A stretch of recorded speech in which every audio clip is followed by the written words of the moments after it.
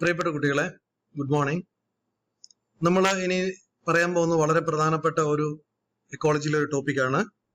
The topic is ecosystem stability. എന്താണ് ecosystem stability എന്ന് പറയുന്നത്? നമുക്കറിയാം, ഒരു എൻവയോൺമെന്റ് സ്റ്റേബിൾ ആകുമ്പോൾ മാത്രമേ അവിടെയുള്ള എല്ലാ പ്രവർത്തനങ്ങളും കോർഡിനേറ്റ് ചെയ്യപ്പെടൂ.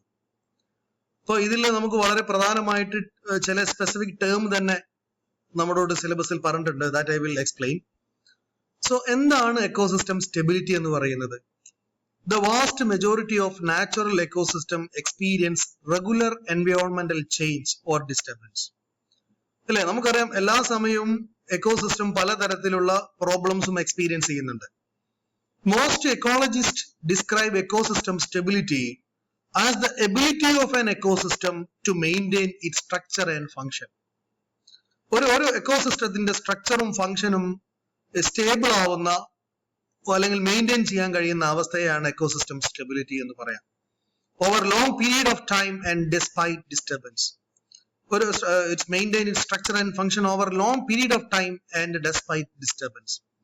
ഡിസ്റ്റർബൻസിനപ്പുറത്തേക്ക് ഈ പറയുന്ന ഒരു തരത്തിലുള്ള ഡിസ്റ്റർബൻസ് ഉണ്ടെങ്കിൽ പോലും അതിനെ അതിജീവിക്കാൻ പറ്റുന്ന രീതിയിൽ ഒരു സിസ്റ്റത്തിനെ സ്റ്റേബിൾ ആക്കുന്ന ഒരു കൺസെപ്റ്റിനെയാണ് എക്കോസിസ്റ്റം സ്റ്റെബിലിറ്റി എന്ന് പറയുന്നത്. Ecosystem structure, as we know, based on this ecosystem stability, we have to see what is the ecosystem structure. നമുക്കറിയാം, producers, consumers, decomposers, it is actually the structure. See, what is ecosystem structure?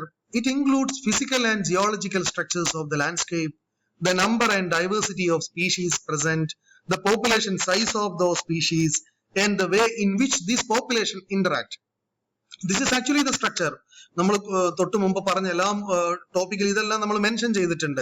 Then what is the function of ecosystem? Refers to the process such as water and nutrient cycling and biomass productivity that the ecosystem provide. അല്ലെ, അതായത് എക്കോസിസ്റ്റത്തിന്റെ function എന്ന് പറയുന്നത് എൻവയോൺമെന്റിലുള്ള മുഴുവൻ ഓർഗാനിസത്തിനും എല്ലാ തരത്തിലുള്ള ഭക്ഷണ പദാർത്ഥങ്ങളും കൊടുക്കാൻ കഴിയുന്ന ഒരവസ്ഥയുണ്ട്. ആ അവസ്ഥ ഉണ്ടാക്കുന്നത് എന്താണോ, that is what is called ecosystem function.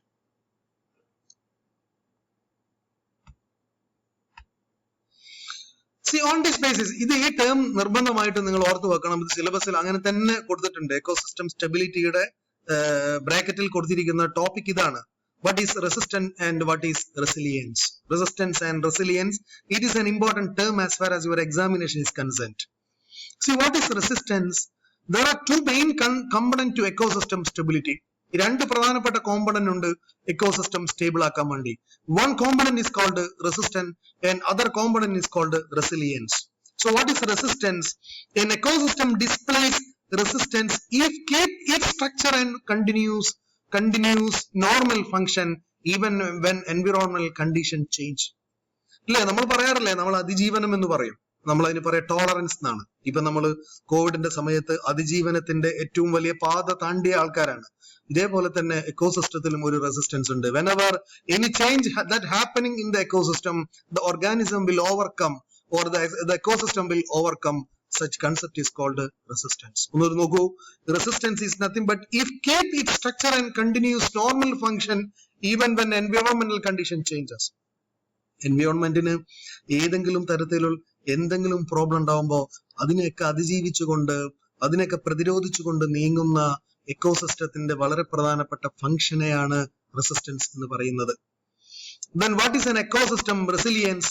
An ecosystem displays resilience if following a disturbance it eventually regain its normal structural function. ഇപ്പൊ നമുക്കറിയാം, നമ്മുടെ നാട്ടിൽ പ്രളയം വന്നു, നമ്മുടെ നാട്ടില് ഈ പറയുന്ന ഓക്കി വന്നു, അങ്ങനെ പലതരത്തിലുള്ള എക്കോസിസ്റ്റം ഡിസ്റ്റർബൻസ് ഉണ്ടാകുമ്പോഴൊക്കെ നമ്മൾ അതിൽ നിന്നും തിരിച്ച് നമ്മുടെ പഴയ അവസ്ഥയിലേക്ക് എത്തും. ഇപ്പൊ നമ്മളൊക്കെ ഒരു റെസിലിയൻസ് പീരീഡിലാണ്, അല്ലെ? നമ്മൾ കോവിഡ് കഴിഞ്ഞ് നമ്മൾ കോളേജ് തുറക്കുന്ന ഒരു അവസ്ഥയാണ്. That is what is called resilience. So resilience is nothing but if any structural changes that happen in the ecosystem will overcome that change within a short period of time. അങ്ങനെ വന്ന പ്രതിസന്ധി അതിജീവിച്ചുകൊണ്ട് പഴയ അവസ്ഥയിലേക്ക് ecosystem മാറുന്ന ഒരവസ്ഥയുടെ പേരാണ് resilience. So the ecosystem resistance and resilience are actually meaning or actually means the concept of ecosystem stability. Clear?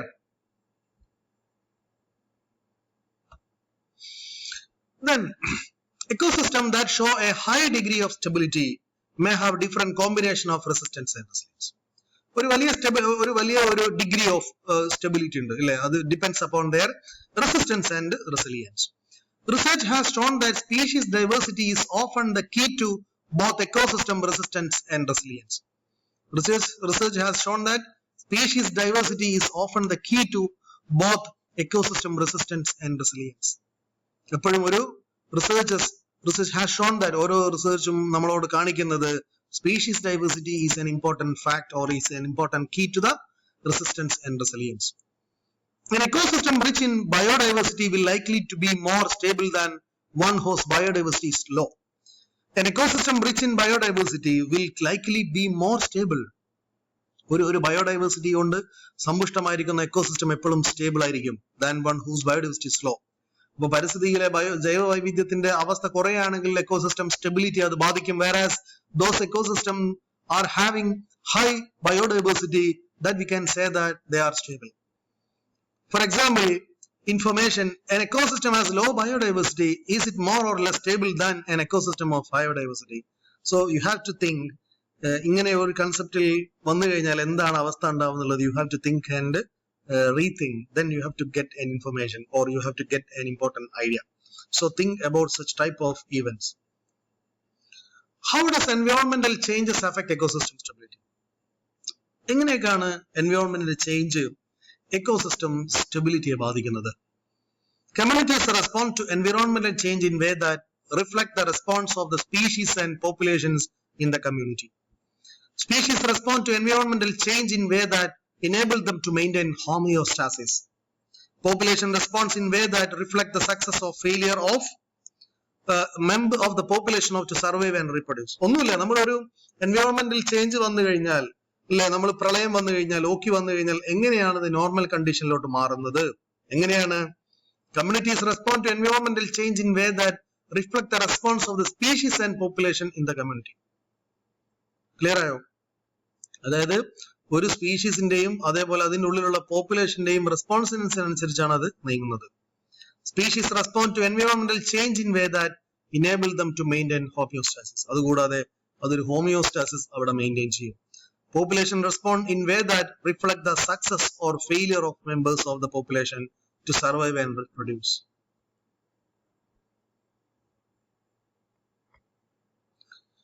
Okay, changing environmental condition can cause the decline of local biodiversity.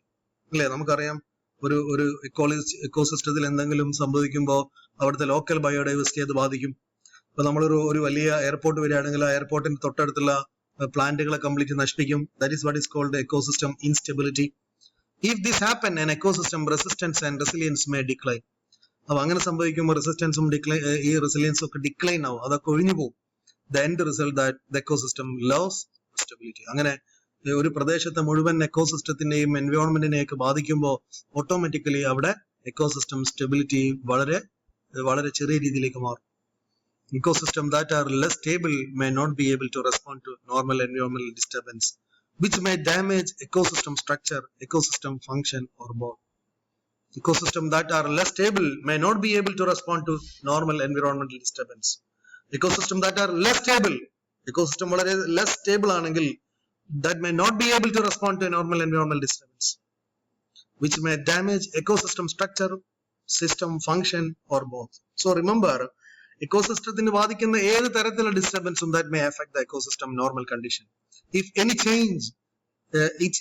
change is happening in that stability, some cases we have to retain. ചില സമയത്ത് നമുക്കത് regain ചെയ്യാൻ പറ്റും, retain ചെയ്യാൻ പറ്റും, but most of the time ecosystem will not become normal stability condition. So remember, we have to protect, we have to conserve our precious environment as far as our liveliness or our life is concerned. Okay, how does natural environmental change affect ecosystem stability? എങ്ങനെയാണ് natural ആയ environment, for example fire വരുന്നു, അല്ലെ ഒരു പ്രദേശത്ത് തീപിടുത്തം ഉണ്ടാവുന്നു, അങ്ങനെ അതൊക്കെ സംഭവിക്കുമ്പോൾ എങ്ങനെയാണ് എൻവയോൺമെന്റ് തിരിച്ചു വരുന്നത്? Fires, heavy storms and natural climate change can cause major changes in local population of plants and animals. അറിയാലോ, നമുക്ക് എന്ത് സംഭവിക്കുകയാണെങ്കിലും ആ ഒരു ലോക്കൽ ആനിമൽ അത് ബാധിക്കും. A decline in natural biodiversity can make an ecosystem less stable. അപ്പോഴും സ്വാഭാവികമായിട്ടും എക്കോസിസ്റ്റത്തിന് സ്റ്റെബിലിറ്റിയെ നഷ്ടപ്പെടും. അപ്പോൾ ഈ ഒരു നമുക്ക് വേണേൽ ഒരു കൺസെപ്റ്റ് അവിടെ അപ്ലൈ ചെയ്യാം. What is an example of A local natural environment change, how did it impact ecosystem stability? വേണമെങ്കിൽ നിങ്ങൾക്ക് ഇങ്ങനെയുള്ള ഒരു ടോപ്പിക്കിൽ നിന്നുകൊണ്ട് ഇപ്പൊ ഒരു എക്സാമ്പിൾ ഞാൻ പറഞ്ഞു, മട്ടന്നൂർ എയർപോർട്ട് വന്ന സമയത്ത് അവിടുത്തെ എക്കോസിസ്റ്റം മാറിയിട്ടുണ്ടാവും. അതെങ്ങനെയാണ് പിന്നെ അതിജീവിച്ചത്? ഇപ്പൊ ഒരു പ്രദേശത്ത് തീപിടുത്തം സംഭവിച്ചു, അതെങ്ങനെയാണ് ആ പ്രദേശം പിന്നെയും നോർമൽ അവസ്ഥയ്ക്ക് മാറിയത്? സോ പല സ്ഥലത്തും അത് മാറിയിട്ടുണ്ടാവും, ചില സ്ഥലത്ത് അതേപോലെ നിന്നിട്ടുണ്ടാവും. So remember, some cases we have to come over or we have to correct, but most of the cases we are unable to fulfill the ecosystem stability. How does environment changes cause human action affect ecosystem stability? അല്ലെ, പലപ്പോഴും നമ്മളെ പോലെയുള്ള ആളുകളുടെ വളരെ ബുദ്ധിയുള്ള ആളുകളുടെ പ്രവർത്തനങ്ങൾ കൊണ്ട് പല എക്കോസിസ്റ്റം തകർന്നു പോവാറുണ്ട്. Humans affect ecosystem stability in many ways, including habitat loss, introduction of non-native species, release of pollution into food webs, and contribution to climate change. ഇതൊക്കെ പലപ്പോഴും ബാധിക്കുന്നതാണ്.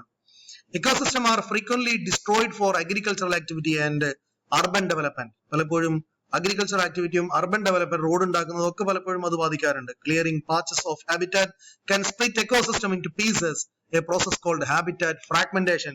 ചിലപ്പോൾ പരീക്ഷയ്ക്ക് ചോദിക്കും, വാട്ട് ഇസ് ഹാബിറ്റാറ്റ് ഫ്രാഗ്മെന്റേഷൻ? ഒന്നുമില്ല, ഒരു ഹാബിറ്റിനെ പലതായിട്ട് പീസാക്കും. കുറച്ചു ഭാഗം റോഡാകും, കുറച്ചു ഭാഗം അഗ്രികൾച്ചർ ആവും, കുറച്ചു കാലം ബസ് സ്റ്റാൻഡ് ആവും. അങ്ങനെ പലതരത്തിലുള്ള പ്രവർത്തനങ്ങൾ നടക്കുമ്പോൾ normally the stability will loss and such process is called habitat fragmentation. So what is the term habitat fragmentation? ഇപ്പൊ ഞാൻ ഇവിടെ ഒരുപാട് ടേം പറഞ്ഞിട്ടുണ്ട്: resistance, resilience, habitat fragmentation. So remaining piece of habitat become habitat island. അപ്പൊ അങ്ങനെ ഒറ്റപ്പെട്ടു പോകുന്ന ഹാബിറ്റാറ്റുകളെ നമ്മൾ ഹാബിറ്റാറ്റ് ഐസ്ലാൻഡ് എന്ന് പറയാം. Surrounded by a different habitat. The smaller a habitat island is, the fewer species can live there and the smaller their population can be. അപ്പൊ ചെറിയ ആൾക്കാർ ചിലപ്പോൾ വളർന്നു വലുതായി വലിയ ആൾക്കാരായി മാറും, മറ്റു പലരും ഒറ്റപ്പെട്ടു പോകും. What is a keystone species? നമുക്കറിയാം, ഇവിടെയാണ് കീസ്റ്റോൺ സ്പീഷീസിന്റെ importance. Is one that has a strong and or wide reaching impact on a community stability. If a keystone species decline in number, the ecosystem become much less stable. അല്ലെ, നമുക്കറിയാം, ഒരു പ്രദേശത്ത് ഞാൻ നിങ്ങളോട് പറഞ്ഞിട്ടുണ്ടാവും, യൂഫോബിയസിയയിലെ ഒരു പ്ലാന്റ് ഉണ്ട്, യൂഫോബിയ എന്ന് പറയുന്ന ഒരു വലിയ ട്രീ ഉണ്ട്. ആ ട്രീനെ ഡിപ്പെൻഡ് ചെയ്തുകൊണ്ട് ഏകദേശം 23ഓളം ഇൻസെക്റ്റുകൾ വരാറുണ്ട്, വിസിറ്റ് ചെയ്യാറുണ്ട്. ഒരു സുപ്രഭാതത്തിൽ ആ ട്രീയെ അവിടെ മുറിച്ചു കളഞ്ഞാൽ 23ഓളം ഇൻസെക്റ്റുകൾ ഇല്ലാതാവും. സോ പലപ്പോഴും പലതരത്തിലുള്ള എക്കോസിസ്റ്റം സ്റ്റെബിലിറ്റി നഷ്ടപ്പെടുമ്പോൾ, എക്കോസിസ്റ്റത്തിന്റെ സ്റ്റെബിലിറ്റി ഇല്ലാതായി മാറുമ്പോൾ ഇങ്ങനെയുള്ള കീസ്റ്റോൺ സ്പീഷീസുകളും നാമാവിശേഷമായി പോവും. അതിന്റെ ഭാഗമായിട്ട് ഒരുപാട് ഓർഗാനിസം ഭൂമിയിൽ ഇല്ലാതായി പോവും. So by the way we have to think about the keystone species as far as the ecosystem stability is concerned. Then predict sea offers a keystone species eat sea urchins, which in turn eat kelp. In the 1990s, sea of otter population of the coast Alaska declined because orcas ate large number of otters. What effect did this have on the sea otters ecosystem? അപ്പോൾ പലപ്പോഴും ഇതൊരു വളരെ popular ആയിരിക്കുന്ന example ഞാൻ പറഞ്ഞതല്ലോ. ഇതേപോലെ ഒരുപാട് examples നമുക്ക് നമ്മുടെ നാട്ടിലെ കേസുകൾ വെച്ചുകൊണ്ട് നമുക്ക് പറയാൻ പറ്റും. So remember the point that ecosystem stability and keystone species. Human sometime introduce organism into new habitat where it can become an invasive and threaten biodiversity and ecosystem structure. അല്ലെ, പലപ്പോഴും പല ഓർഗാനിസത്തിനെ നമ്മുടെ നാട്ടിൽ പരീക്ഷിക്കും. An invasive species in an innovative species that spread widely in a community. Non-native species become invasive if their new surrounding lack natural population. Check such predators or competition. ഇതേപോലെയുള്ള കേസുകൾ നിങ്ങൾ ecosystem സ്റ്റെബിലിറ്റിയെ ബാധിക്കുന്നത് പറയണം. ഫോർ എക്സാമ്പിൾ, നമുക്കറിയാം ഏറ്റവും popular ആയിരിക്കുന്ന species ആണ് ഐക്കോണിയ കറാവിസെപ്സ്. നമ്മൾ ടെറർ ഓഫ് ബംഗാൾ എന്നൊക്കെ പറയുന്ന അത് എക്കോസിസ്റ്റം സ്റ്റെബിലിറ്റിയെ എങ്ങനെ ബാധിച്ചിട്ടുണ്ട്? So you have to connect such species in the ecosystem stability. Invasives especially usually cause local native biodiversity. ഇല്ലേ, പല ലോക്കൽ ഡൈവേഴ്സിറ്റിയും അത് നശിപ്പിച്ചിട്ടുണ്ട് എന്ന് നമുക്കറിയാം. What is the difference between non-native species and invasive species? So remember, what is non-native species? You know what is non-native species? The species which are present in our own environment. That is actually the non-native species. So remember all this point. So this is a conclusion point. Many pollutants including pesticide and acid rain impact to plant and animal populations. So ഒരുപാട് ഡീറ്റെയിലേക്ക് നമ്മൾ പോകുന്നില്ല. Remember the point of ecosystem stability and related aspects as far as the syllabus topic is concerned. Okay. Thank you.